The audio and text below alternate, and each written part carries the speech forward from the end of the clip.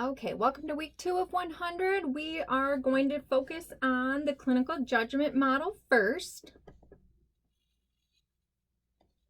So this is a clinical judgment model from the National Council State Board of Nursing. This is something you are going to hear a lot about as you move through the nursing program and start talking about NCLEX and nursing process and so on. So the NCSBN researchers developed the clinical judgment measurement model as a framework for the valid measurement of clinical judgment and decision making within the context of standardized high stakes exams. So your NCLEX or boards that you'll take after you graduate. So while clinical judgment and decision making have been important elements in most pre-licensure nursing programs for lots of years, significant research and development were required to isolate and measure these traits with a psychometric rigor. So to create the clinical judgment measurement model, the NCSBN had researchers draw upon the literature in nursing, nursing pedagogy, cognitive psychology, psychological assessment, and decision science related to decision making and nursing clinical judgment. So a lot went into this. They investigated with over 100 nursing experts, analyzed data from more than 200,000 NCLEX candidates. So a lot of work with evidence-based framework to develop it. And also look at ways to score different test items to make sure that the computerized adaptive testing for NCLEX using this system is the best available. So as you can see, underlying the clinical judgment measurement model is a nursing process. So we've not talked a ton about the nursing process, but the nursing process, all the way at the bottom where you see assessment, analysis, planning, implementation, and here's what I found. And evaluation. Sorry, my Apple Watch came on. That is the nursing process. And that underlines, you can see how it works together with the clinical judgment measurement model. There are varied models, again, across educational and clinical settings. And the clinical judgment measurement model wasn't made to replace the nursing process.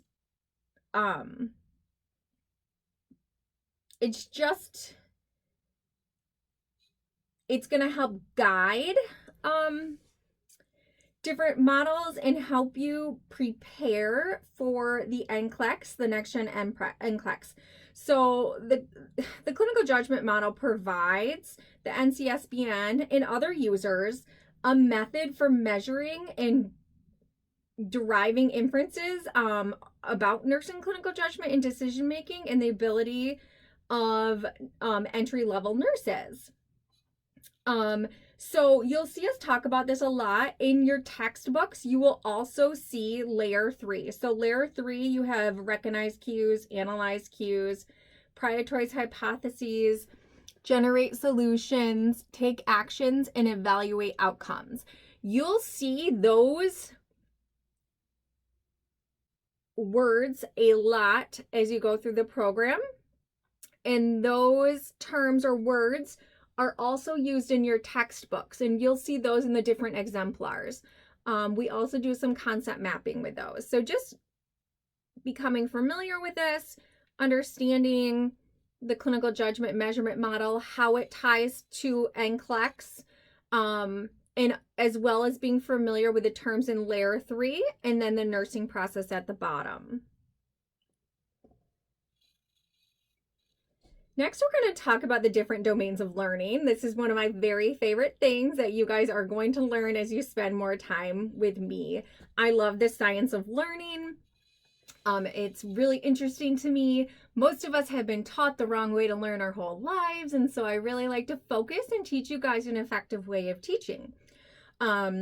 We talked about last week the different roles and responsibilities of the nurse, and one of them is an educator. So as an educator, as a nurse, we are commonly and frequently educating our patients, their families, the community. So we need to understand the different domains of learning. Learning occurs in 3 different domains. So there's the cognitive domain, so our understanding domain, this is Bloom's taxonomy, our affective domain, so like our attitudes, and our psychomotor domain, so looking at our motor skills. So the most effective learning is going to take place when all 3 of these domains are used. But the domain is going to depend on what we're educating on. So a lot of times when we think about our patients, we do educate them in all 3 domains. Like I think about just maybe even teaching a patient how to change their own dressing and if they have a new wound, or a patient who might have an ostomy.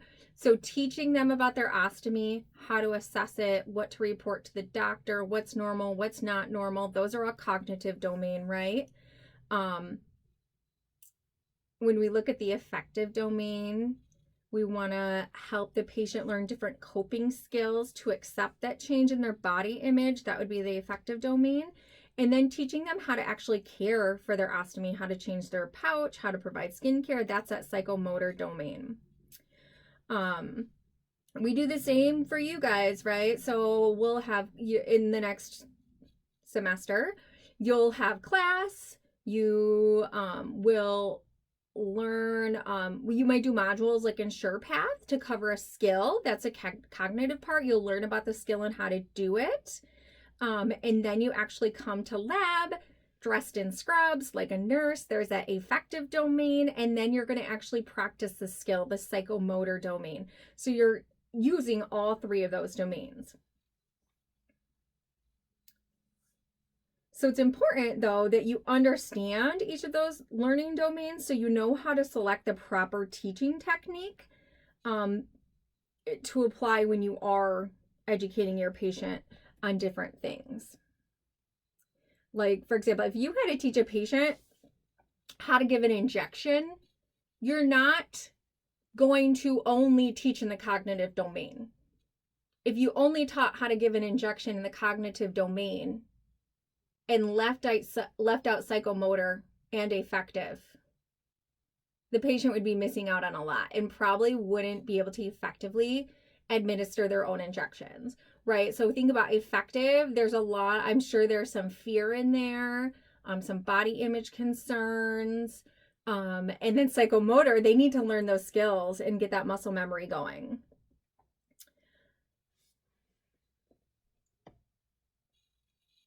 Next, we're going to talk about Patricia Benner, and her model, novice to expert. So clinical, you're going to hear about Benner. You're going to hear Benner model forever. We still talk about Benner Benner is something we talk about frequently in the clinical setting as well. I just had my evaluation at the hospital and we talked about novice to expert there. So clinical expertise takes time and commitment. According to Benner, an expert nurse passes through 5 levels of proficiency when acquiring and developing generalist or specialized nursing skills. So, expert clinical nursing practice is a commitment to sound clinical judgment involving application of knowledge, ethics, evidence-based practices, and clinical experience. Your ability to interpret clinical situations and make complex decisions is a foundation for your nursing care and the basis for the advancement of nursing practice and the development of nursing science. So you actually go through these steps as a student as well, right? So you'll have novice to expert as a student. So starting out first semester, you're absolutely a novice. By the time you get to your last semester and you're in 222, you're going to be like at least a proficient student, hopefully expert student, but then you're going to graduate and get a new job and you're going to go back to novice nurse. Same thing if you've always worked in a specific area. Maybe you work med surg after you graduate, and then after a few years you want to go to critical care. You're going to go back to that novice stage and then climb that ladder.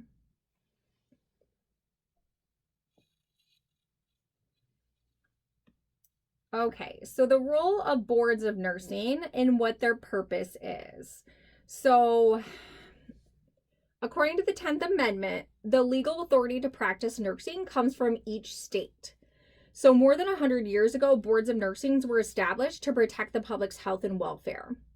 There is variation in boards of nursing in the different states in the US, but generally each board of nursing has hired staff and a voluntary board that gets appointed by the governor. You do want to read your Nurse Practice Act to find out how your board of nursing is structured. It's something you're going to want to be familiar with when you become a nurse. So this is right now, we're just kind of making you aware of these things, right? Understand there is a board of nursing. What do they do? So their functions include granting and renewing licenses, writing administrative rules and policies, disciplining unsafe nurses, approving nursing programs, and developing practice standards. Usually boards of nursing have open meetings and you can attend these. You are encouraged to attend them. You could also consider being a board member in your state when you are more seasoned later on in your profession. So the Michigan Board of Nursing was originally created with the enactment of the Nurse Practice Act in 1909. And authority was transferred to the Nursing Practice Act of 1967 in 1967. However, on September 30th of 1978, that authority was again transferred to the Public Health Code. So we actually in Michigan don't have a Nurse Practice Act. We have the Public Health Code. So you'll hear talks about Nurse Practice Acts a lot. And when we talk about Nurse Practice Act in Michigan, it's all actually in the Public Health Code. So our Public Health Code defines the Nurse Practice Act. Sorry, I was getting ahead of myself. So, role of Nurse Practice Acts. Like I said, they're going to vary from state to state, but they have three basic components. They are going to state the standards and scope of nursing practice, what the requirements are for licensure in the state, and grounds for disciplinary action. That's why it's important for you to read your Nurse Practice Act rules, or if you're going to be a nurse in Michigan, your Public Health Code rules, and be familiar with them. A lot of times new nurses wonder what would be a violation of the Nurse Practice Act. If there is a violation, the Board of Nursing reviews those complaints and is required by law to give the nurse a chance to respond. There's links that I provided for you this week that goes further into that. So as we said, Michigan has the Public Health Code. The Michigan Public Health Code defines the practice of nursing in Michigan, and it empowers the Board of Nursing to establish qualifications for nurse licensure, to establish standards for education and approve nurse education programs, develop and implement criteria for assurance of continued competency, and to take disciplinary action against licensees when the health, safety, and welfare of the public have been adversely affected.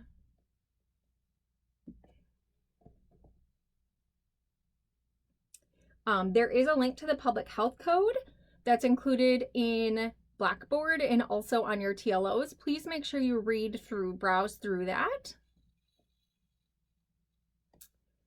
All right, CE requirements in Michigan. So Michigan nurses are required to earn 25 hours of continuing education within a 2-year period preceding the date of renewal.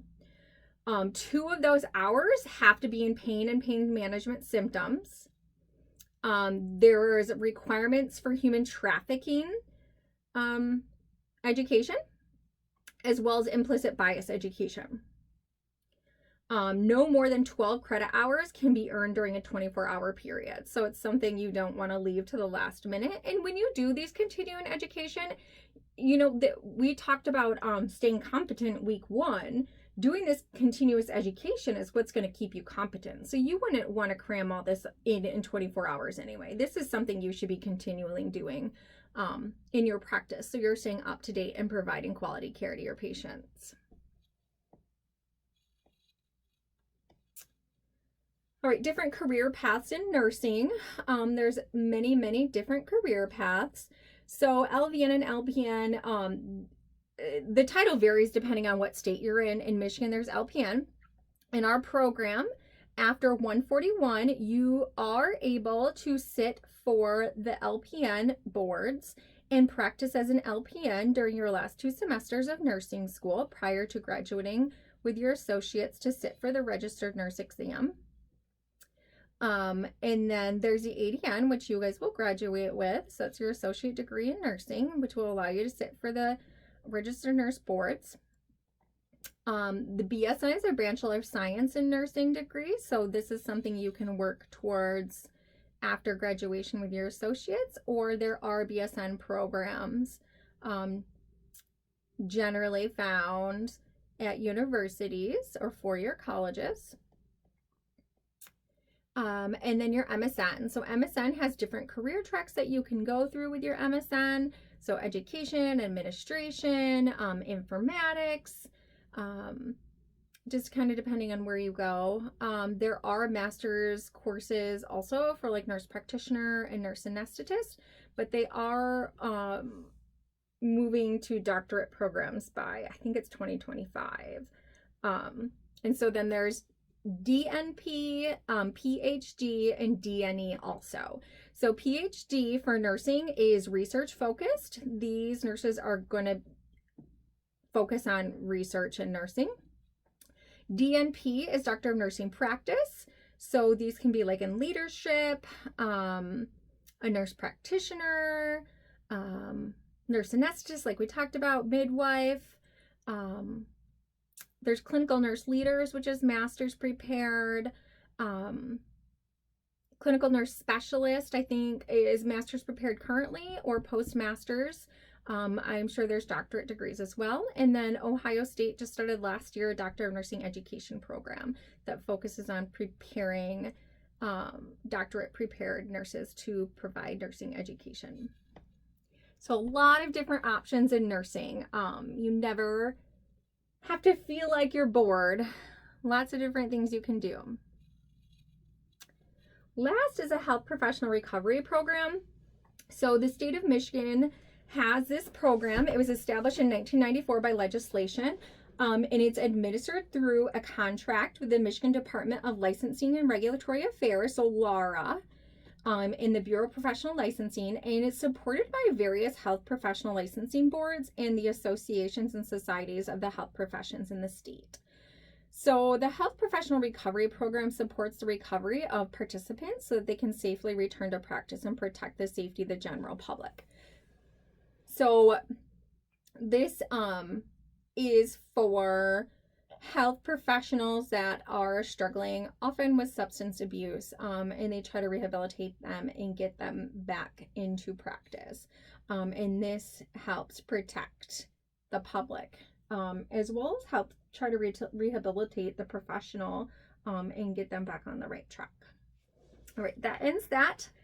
And let me know if you have questions.